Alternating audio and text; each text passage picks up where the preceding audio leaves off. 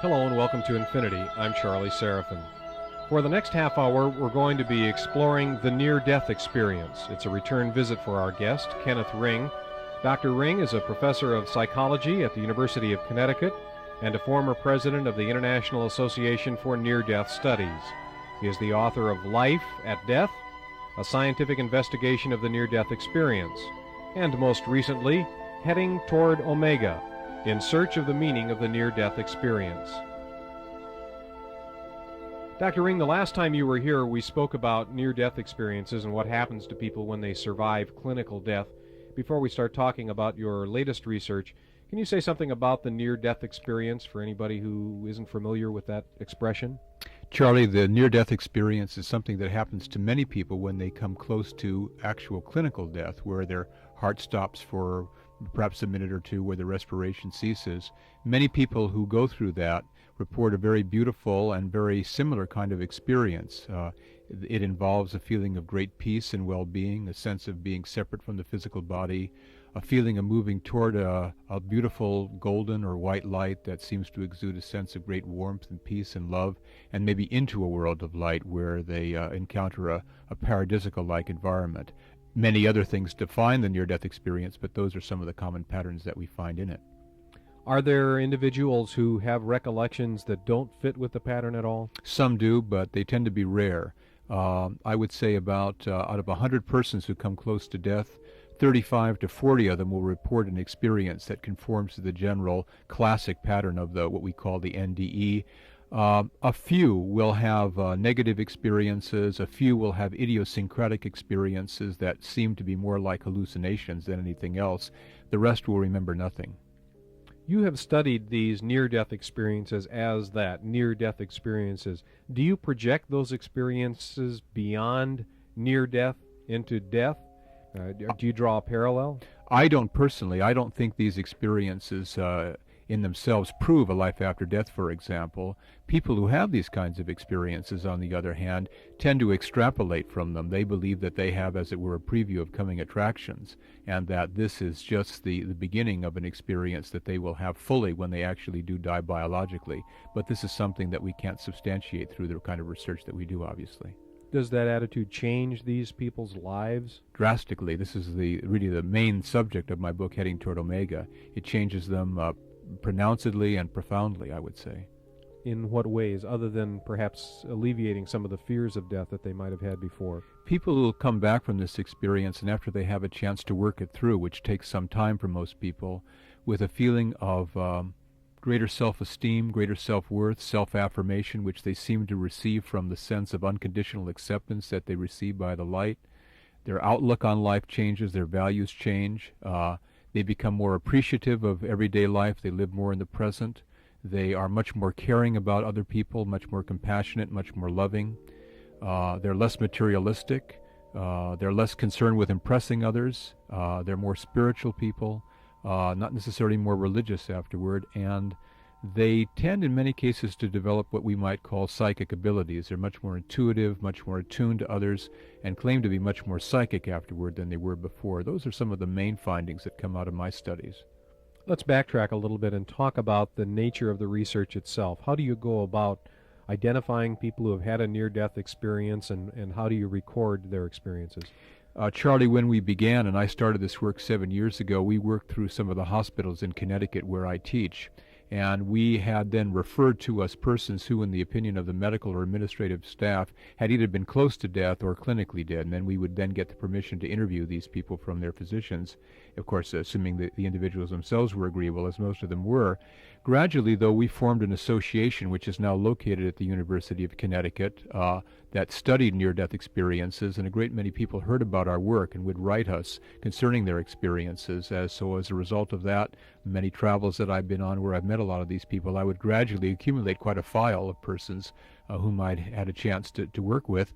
And in addition, for about 5 years in Connecticut, I lived in a converted inn not far from the university where I teach that we used to call the Near-Death Hotel, because we used to get a lot of people coming by who wanted to tell their stories. And of course now, as it happens, a lot of these people are not just research subjects, but they become friends. So we've met these people over the years in a variety of ways, but we try to conduct our interviews in as standard a fashion as possible, and we administer many questionnaires in the course of our work that give us more objective data about what these experiences are like and what effects they have on people's lives. How do you keep people from getting caught up in the spirit of it all and saying, let's say someone was near death, they had some kind of a clinical experience, a brush with death, if we can put it in other terms, and they know that there is a researcher, there's this guy named Dr. Ring, and he's real interested in people who almost died, and a lot of people have a real positive experience based on that and seem to be real happy, and they want to get into the flow, and so how do you keep them from feeding you extraneous information and material that really isn't relevant to what actually happened to them? Well, it's not really difficult because this experience is so vivid and compelling and is told very much in the same way from one time to another, even if it happens years ago, that doesn't turn out to be as much of a problem in fact as it might seem theoretically to be. We don't really try to keep people from sort of getting into the spirit of it. We try to get them into the spirit of it. They don't need much help from us because although many people, obviously, as you could infer, are reluctant to talk about this experience at first, have a lot of emotion associated with this experience, once they have a chance to work it through and once they kind of get a sense of its own validity from whatever source, then they believe in many cases that this experience has been given to them as something like a gift that is to be shared with others. And so a part of our work at the International Association for Near-Death Studies, or IANS as we call it for short, which is our Near-Death Studies Center in the university, is to try to make opportunities available for people to work with this particular experience. For example, I just came from meeting with a nurse who had this experience a number of years ago, and she works in the area of death and dying now as a way to sort of share her experience with others who are going through what she's already gone through but came back from. So we try to find ways in which people can use this experience in their own lives, which they're often very much motivated to. Have you found over the past 7 years that there were some people who enjoyed the near-death experience so much that they couldn't wait to go out and die? No, it hardly ever happens, I would say. Most people come back from this experience imbued with a great desire to live life to its fullest. They know in their own being, with a great sense of inner conviction, that this experience is going to be there for them and in full this time when they actually die.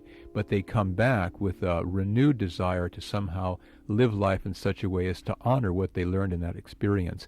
And the one thing that I maybe should mention for our listeners is the key thing about this particular experience, what happens at the time and what happens afterward in the lives of these people, is the experience of an overwhelming, unconditional kind of love that people experience in the light.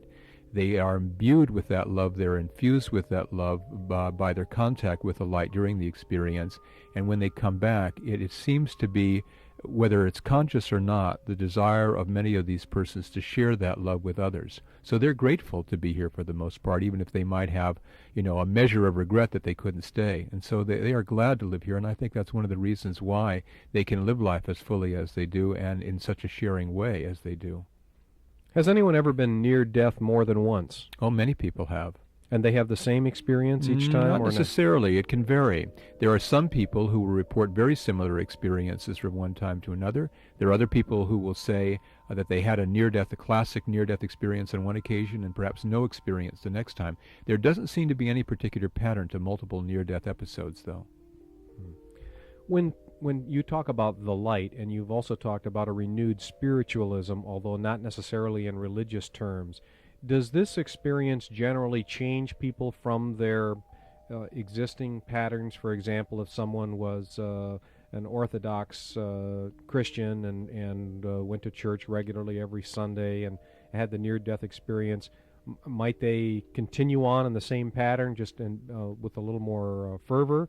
Or would they change their belief patterns and become a Buddhist? No, the latter isn't likely, but there's something to what you say, and maybe I can elaborate a little bit on it and clarify it. People do change by this experience, and as I was saying before, they tend to become more spiritual, not necessarily more religious. what they will tend to say is that they feel an inner closeness with God, essentially the light which they feel that they carry within them. There's a relative de-emphasis on the formal aspects of religious worship. They may go to church and they may find it more meaningful. They don't have to in order to connect with that light again. There's kind of an unconditional belief in life after death that many of these people have, as I was saying before. There's an openness to ideas like reincarnation and to Eastern religions. Not that people convert to them, but they have a heightened appreciation for these points of view. There's a feeling that there's an underlying unity to all the world's great religions, and there's a sort of a desire that there be kind of not a universal religion, but maybe a universal kind of spirituality that embraces everyone, that excludes no one. The sense that people have in this experience is that it is a total unity, that we really are all connected and we're bonded to one another in love, so that when people come back, if they find that religion served to divide one person from another, from their point of view, this is ignorance. It just doesn't make any sense. So their spirituality is heightened, but not necessarily in a conventional religious sense. Are there any individuals that you're aware of that have achieved any degree of notoriety in the near-death experience, or any people who had notoriety beforehand who have had this type of experience? I'm thinking of President Reagan and Pope John Paul, both of whom were critically ill in the not-too-distant past because of gunshot wounds. Of course, I don't, never having interviewed either the Pope or the President, I don't know whether they had a near-death experience, but I suppose if people read the National Enquirer or tabloids, they'll see not infrequently the mention of some personage in show business or so on who's had these kinds of experiences. I think, for example, Elizabeth Taylor has had a couple of these experiences from what I've read, but I have to be quick to confess that I've never interviewed any person of great eminence or celebrity who's had this particular kind of experience. But one of the things that we do know from our research is that these experiences cut across the board. There's no particular kind of person to whom they're especially likely to occur or who is especially unlikely to have them. So it's kind of a random variable, as we say in my trade. It can happen to anybody. Many of the descriptions of the experience that you have accounted for here seem similar to the types of experiences that are mentioned by people who are striving for enlightenment in some other field, yogis, people who have become very adept at meditation, experience the warmth, the light, the caring, the loving, and some of the other emotions. Is there a similarity that you've drawn in Yes, and I'm so glad you raised that point, because it's critical to the understanding of this experience, and it's something that I not only mention but try to emphasize in my book. It's a little bit unfortunate, I think, that the word, the phrase, the near-death experience has become as popular as it has, because I think it suggests to many people that you have to nearly die in order to have this kind of experience, and that's flatly false. You don't. I dare say that there are more people in this world who have had some kind of experience of this incredible peace and love and light as a result of something other than a near-death crisis than there are those who have had it as a result of a near-death incident. And I think the general point to be made is that the light, if we use that word for what this all is simply there. And there are many means of accessing it, I guess we could say. The coming close to death is simply one reasonably reliable way where people are released from their ordinary state of consciousness, and when they are, they simply find themselves flooded with and immersed in this particular light. But in meditation, in dreams, in some spontaneous way, as a result of some deep spiritual crisis, as a result of practicing some spiritual discipline, people can connect to the same kind of source that people encounter when they're close to death. So we're dealing with a much more general phenomenon here, and one that we know from our research has been experienced by literally millions of people in this country alone, to say nothing of other countries throughout the world. You've spent 7 years of your life in contact with individuals who've been relating their accounts of the near-death experience. You, I guess, describe you were on the radio, but you strike me as a person who seems to be very comfortable with himself, who obviously has been basking in the light a bit, even though you have not directly undergone the same experience. Has it changed your life profoundly? I think it has. So yes, there's no doubt that it's changed my life profoundly. I guess I would say that nobody who has had the opportunity to spend as much time as I have had with people who have had this kind of experience could not be affected by being with such persons. I would never for a moment claim that I have the qualities that these people have. In fact, I can give ample testimony on the part of my family members and friends who would back me up on that. But I think what it has done for me, and I think it's done this for many people who have had contact with these persons, is it's kind of opened my eyes spiritually, so that I think I can see the world pretty much the same way that many of the people who have had this experience see it. I share their values to a large degree, I think. I wish I had more of their personal qualities, but I think I've gained a lot from my contact with these people, and I value it very greatly. In fact, it's a real bonus to be able to spend time with these persons and to know them as friends. I think my days as a near-death researcher, I need to emphasize, I am not near-death, but I mean, as somebody who does research into this area, maybe coming to a close. I want to move on to other areas now, but certainly this is been a high point in my both professional life and my personal life. Where does one go after after near death? Well, I hope death. Not to the obvious, not to death itself, at least not yet, I hope. I'm interested in what happens to people not only who have near-death experiences, but people who have any kind of awakening of the sort that we were talking about in more general terms a minute ago, in terms of the kinds of changes that they may experience biologically. I think that people not only experience a higher state of consciousness while they're going into these awakening states, and that they come back transformed in terms of their way that they experience the world and the way that they relate to others. But I think that there may be also more subtle biological changes, that there may be an evolutionary process in the near-death experience, that it may, or in similar experiences as well, that it may be a catalyst for evolutionary growth, the evolution of consciousness. And if that's true, Charlie, then the changes ought to be reflected in people's biological functioning and not just in the way that they look at the world. So I want to try to do some objective studies in terms of the biological changes, the physiological functioning that may be an aftermath of these kinds of experiences. And that'll take 5 or 10 years, I think, really to do a substantial project in that area.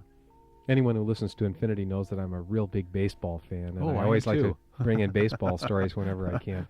There is a baseball player who's playing right now, and I won't mention his name, but he had a tremendous year a couple of years ago, had a fantastic season after several mediocre seasons, and revealed that he had a very special experience with a light that he observed. Is that so? And went on to win a batting championship and did some great things. Well, you made me curious because I'm a big baseball fan myself. So after the program is over, I'm going to see if I well, can now pump I you make for everyone else. information. It's Darrell Evans. Oh, really? And then this last year he didn't have as great a season. Yeah, but the Tigers had a good season. Well, so they won. When people have experiences that change their lives, you're suggesting that there's a possibility that they have some kind of a physiological change as well. Have you made any effort to date in trying to track these people? If their state of mind is better, is their physical health better as well? In some cases, that seems to be true, but not in all cases, obviously, because they may still be recuperating from whatever condition that brought them close to death, or they may have a persisting chronic condition of ill health. But one of the things that struck me, and I know it struck others too in their research along the same lines, is that many of the people that have this kind of experience claim that they have a tremendous energy that they feel within them, that they can go for hours and hours, that they can work much harder than they used to, that they don't need as much sleep. And that their general state, I would say there's a robustness about them. There's an energy, there's a vitality. And we don't know what the source of that vitality is, but it struck many of us in our conversations and interactions with these people. So I think there is that kind of spillover for many people, but we really need to look at this much more closely than we have. We're really at, even I would say before the beginning of this particular kind of research, but we're going to be looking into this much more carefully now as a result of having so many anecdotal instances of this sort of thing being expressed to us. In traditional Western thought, there is good and evil, there is light and darkness, there is life and death, there is heaven and hell. Most of the experiences that you are sharing now seem to come from people who have gone into the light and basked in the glory and the warmth and the love and the good feelings. Has anyone come back from a hellish experience, from the darkness? I've never interviewed anybody who has, but I've heard of scattered accounts, and there are a few accounts where people have reported apparently hellish experiences. The number of these cases is very small, though, and the percentage of negative experiences and not necessarily hellish experiences in general seems to be anywhere between 1% and 3%. We have not yet been able to do a study of the people that report these experiences to see if there's anything unusual about them or the circumstances that brought them close to death, or maybe their pre-existing beliefs that might lead them to have this particular kind of experience. I haven't done research in this area, as I say, but one of the things I've heard from researchers who have looked at this more carefully than I have is that some of the after effects nevertheless seem to be positive, even for people that have negative experiences. So it may not make that much of a difference in terms of how the experience changes a person's life, in terms of whether it's negative or positive, but that's just still a little bit conjectural on my part. Do people ever have recollections of specific encounters with individuals, and I'm thinking of St. Peter at the pearly gate telling them to go back and get some certain things in order, some specifics, or is it more of a general feeling rather than specific directives? Well, it's it's both really, not necessarily St. Peter, but quite a few people will report encountering what Raymond Moody in his pioneering book on the subject, Life After Life, called a being of light, a luminous figure of some sort, which communicates telepathically to the individual, and usually communicates something to the effect of, you're not done with your life, you have more work to do, you haven't fulfilled your purpose. There's certainly a very strong sense in these experiences that each of our lives does have a particular kind of purpose and that we're here for a reason. In some cases, people have a direct intuitive understanding of what that purpose involves, even if they can't articulate it in so many words. And so even though on the one hand they would love to remain in that state of perfection, they know, usually for the sake of others, that they have to come back and do more here before they're allowed to remain permanently, as it were, in the light. But it can be some fairly specific sorts of things. In general, the feeling that people have on coming back is that they are to be of service to others, that they're to share not necessarily this experience by talking about it, but somehow to share their being, to share their knowledge, to help other people to be able to adjust to the difficulties that we all have in living in this world. And it's more of a kind of a service orientation, and that they understand that this is a very important thing for people to do. How about a specific example of that, someone that you've worked with, without mentioning the name, but to give us the background? Yeah, I can give you an example. A woman that I interviewed that had a near-death experience quite a few years ago. She's now deceased, but she went in for a tonsillectomy. Something went wrong with the operation procedure. She had a cardiac arrest. She had a deep experience of the kind that we've been talking about. When she was like many who felt that it was up to her to make the decision whether to stay or to come back. She chose to come back. She thought for the sake of her children. In any event, she did recover and she did raise her children. And then gradually, as she was led by a series of circumstances to talk more about this experience, she felt very strongly that she had to work with the terminally ill. And she had no training for this, but she had the knack, and there was something about her that just drew people to her. And she wound up, during the last 5 years of her life, working with terminally ill children, working for hospices. She really became quite well known in the particular town where she lived for being able to be of service in this particular way. And she told me not long before she died that she had felt that somehow this was the meaning and justification of this experience, that somehow she had matured enough as a person, so in the last 5 years of her life, she could give back something of the gift that she felt that she had received while in the light. Are there any individuals who, after having this profound experience, were unable to pick up their old life as it was and have gone a separate way from their children? Oh, yes. This is a good point. In fact, I'd say few people are able to pick up their lives as it was before. They're just so profoundly changed by it that it's as though if they were maybe off track to begin with, they've got to get on track. And one of the things that happens, it's, I think, inevitable because of these experiences, and yet maybe unfortunate from another point of view, is that there are a lot of breakups in relationships. Husbands and wives, one of whom may have had the experience, the other not, may just no longer be able to really be on the same wavelength any longer. The sense of vocation, the sense of a calling that people have from this experience is sometimes so strong that they have to go against their own previous ideas of what they were supposed to do with their life and the expectations and even the hopes of family members. It's just that they kind of know from the light what they're supposed to do with their life, and even if it does go against what most people would want for them, they nevertheless feel obliged pretty much to honor that experience. So it's something which can cause a lot of personal hardship and a lot of loss of family connections and loss of close friends previously because of the very strong impelling force of this experience. Before your research and before the support group that's grown up out of the research, were there instances of individuals being totally displaced by society because of this experience? There were many people who had a great sense of loneliness, that they somehow did not have a framework for this experience. They knew something very profound had happened to them. They didn't know what. They may have felt that they were really crazy, or they just didn't dare talk about this experience. And I've talked with quite a few people over the years that did have a sense of really not having a niche, didn't know where they belonged. And I think one of the things that IONS, which is a relatively small organization as organizations goes, it has fewer than 1,000 members, but we've done many programs, radio and television programs, given many articles to journalists and so on.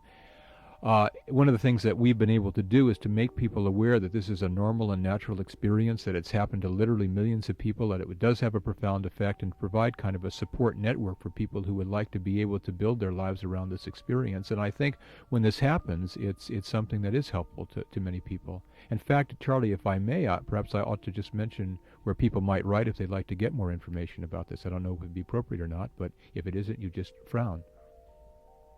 Go ahead. Go ahead. If people would like to know more about these experiences, just get free information from our organization, they can write to IANDS, which is capital IANDS, and our address is Box U-20, University of Connecticut, and we're located in a town that's Storrs, Connecticut, which is STORRS, and our zip code is 06268. What about fear of death? It vanishes as a result of this experience for most people, and permanently. People who come close to death and don't remember having had this kind of experience on the average are just as afraid of death afterward as they said that they had been before. People who have this kind of experience, Charlie, don't fear death, and I think the reason for that is that when they get to the point where death is supposed to occur, there isn't any of it. There's just this change in state, and it's more beautiful even than the state that one was in before. I mean, it really is a kind of perfection. So really the fear of death tends to dissolve, and this is very evident in the way these people live. It's not that they just say that they don't fear death anymore. It's obvious that they don't. Could that be a false sense of security? Is there a possibility? No, it's a complete sense of security. That's where it comes from. Okay. It doesn't seem that. I think if you had the chance to talk with these people, you'd be impressed not just by the sincerity of what they say, but by the way everything that they do in life somehow expresses that sense of inner security. People usually say when they have this experience that it's eternity. It's like they were there forever. It really is home, and it's something which then is internalized, and they rely on that kind of experience not just as a very beautiful memory to look back upon, but as something that lives within them and provides a kind of foundation for their life. So it's a real sense of security. It's not anything false or illusory from their point of view or from mine. Is it possible, however, that the near-death experience is totally different than the actual death experience? It's possible, but there are people who at least have been very close to death on a number of occasions, who have died clinically for a long time, who have reported the very same kind of experience.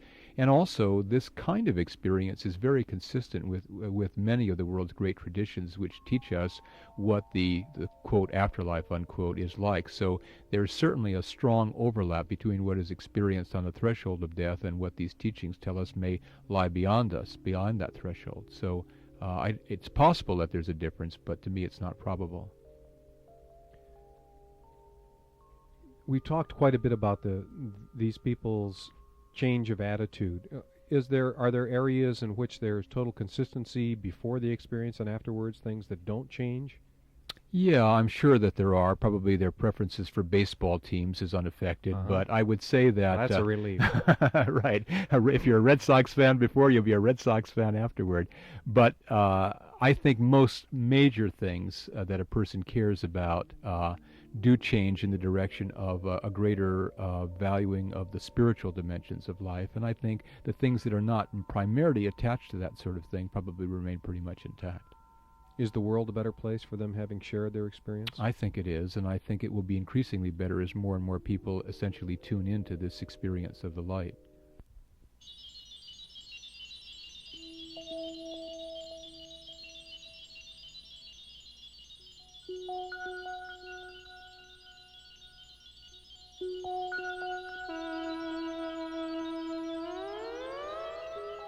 This is Infinity. Remember to keep your mind open and listen to your heart. I'm Charlie Seraphin. Thank you for listening.